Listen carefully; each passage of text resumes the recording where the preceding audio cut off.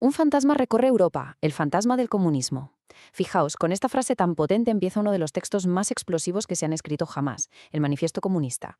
Son solo unas pocas páginas, pero que no solo buscaban describir el mundo, sino cambiarlo de arriba a abajo. Vamos a ver qué hay detrás de todo esto. Para entender de dónde sale todo esto, tenemos que hacer un viaje en el tiempo. Imaginemos por un momento que la jornada laboral no es de 8 horas, sino de 14. Y no un día puntual, no, todos los días. Pues esa era la realidad para la mayoría de la gente, incluidas familias enteras, hace no tanto. Nos vamos directos al siglo XIX, en plena revolución industrial, una época de cambios brutales, de verdad. Las ciudades empezaron a crecer a lo bestia, llenándose del humo de esas nuevas fábricas que lo estaban revolucionando absolutamente todo. Este número, el 14, es clave para entenderlo todo. Son las horas que muchísima gente, y sí, también niños, pasaba cada día metida en una fábrica, con un ruido ensordecedor y en condiciones muy peligrosas. 14 horas de un trabajo repetitivo para ganar con suerte lo justo para poder comer al día siguiente. Y la cosa no acababa ahí, ni mucho menos. El trabajo infantil era lo normal. Las ciudades estaban literalmente ahogadas por la contaminación. La gente vivía en casas diminutas, sin las mínimas condiciones de higiene. Y lo peor de todo, si alguien se ponía enfermo o sufría un accidente trabajando, pues nada, no había seguros, no había ayudas, simplemente dejaba de cobrar. Este es el ambiente en el que van a nacer las ideas que estamos a punto de ver. Y claro, en medio de todo este caos, aparecen dos hombres que se paran a observar, a analizar y que llegan a la conclusión de que esa situación no solo era injusta, sino que tenía una explicación y sobre todo que se podía cambiar. Aquí es donde la cosa se pone de verdad interesante. Por un lado tenemos a Karl Marx, un filósofo, un periodista, vamos, un cerebro para la teoría y la historia. Y por el otro a Friedrich Engels, que era todo lo contrario, el hijo de un empresario textil riquísimo que conocía el sistema de fábricas desde dentro, con sus propios ojos. Fue precisamente esa mezcla, la teoría de Marx con la experiencia práctica de Engels, lo que creó una de las parejas intelectuales más potentes de la historia. Y bueno, ¿cuál fue esa gran idea que desarrollaron juntos?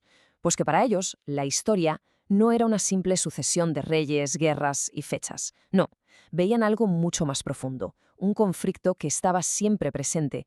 Esta es, seguramente, la frase más famosa de todo el manifiesto. Para Marx y Engels, el motor real que mueve la historia, lo que provoca los grandes cambios, no son las decisiones de 4 personas importantes, sino un enfrentamiento constante entre grupos sociales que tienen intereses económicos totalmente opuestos. Vale, ¿y quiénes eran los protagonistas de esta lucha en su época? Pues por un lado estaba la burguesía. Y ojo, no se referían simplemente a la gente con dinero. La burguesía era la clase social que era dueña de los medios de producción, o sea, de las fábricas, de las tierras, de las máquinas, en definitiva, del capital.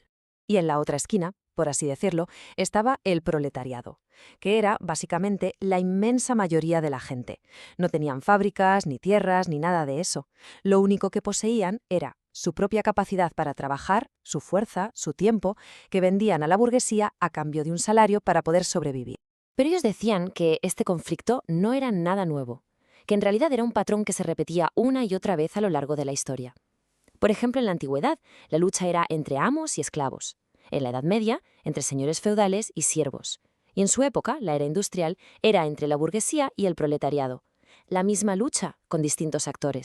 De acuerdo, ya tenemos el diagnóstico. La historia es una lucha de clases. Pero Marx y Engels no se quedaron solo en el análisis. Dieron un paso más y propusieron un plan concreto para cambiar las reglas del juego. Es que el manifiesto, que se publicó en 1848, no era un libro de filosofía para quedarse en la estantería, para nada. Se escribió para ser un panfleto, casi un manual de instrucciones para la acción. De hecho, se lo encargó una organización de trabajadores, la Liga de los Comunistas. Su objetivo era clarísimo: inspirar una revolución. Entonces, ¿qué proponían exactamente? Pues medidas que en su momento sonaban a ciencia ficción.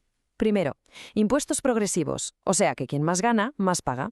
Segundo, que las industrias más importantes, el transporte o la banca, pasaran a ser propiedad del Estado. Tercero, algo que hoy nos parece básico, educación pública y gratuita para todos los niños. Y cuarto, prohibir el trabajo infantil. Si lo pensamos, muchas de estas ideas son hoy parte de nuestro día a día, ¿verdad? Pero claro, estas medidas eran solo el principio del camino. El objetivo final era muchísimo más ambicioso: llegar a una sociedad sin clases sociales. Un mundo en el que, al no haber una clase dueña de todo, desapareciera la división entre explotadores y explotados. La idea era que la economía se organizara no para el beneficio de unos pocos, sino para cubrir las necesidades de toda la comunidad.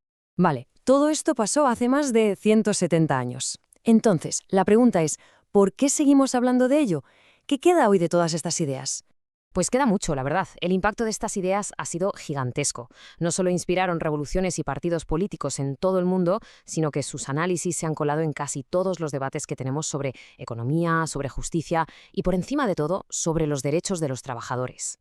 A ver, pensemos en cosas que nos parecen completamente normales. La jornada laboral de 8 horas. Que existan sindicatos para negociar mejores condiciones. Tener una seguridad social que nos cubra si nos ponemos enfermos. La educación pública. Pues bien, todo esto no cayó del cielo. Son conquistas que tienen sus raíces en las luchas del movimiento obrero, que bebió muchísimo de estas ideas. Y el debate sobre cómo repartir la riqueza, bueno, ese sigue más vivo que nunca. Y esto nos lleva a la pregunta del millón.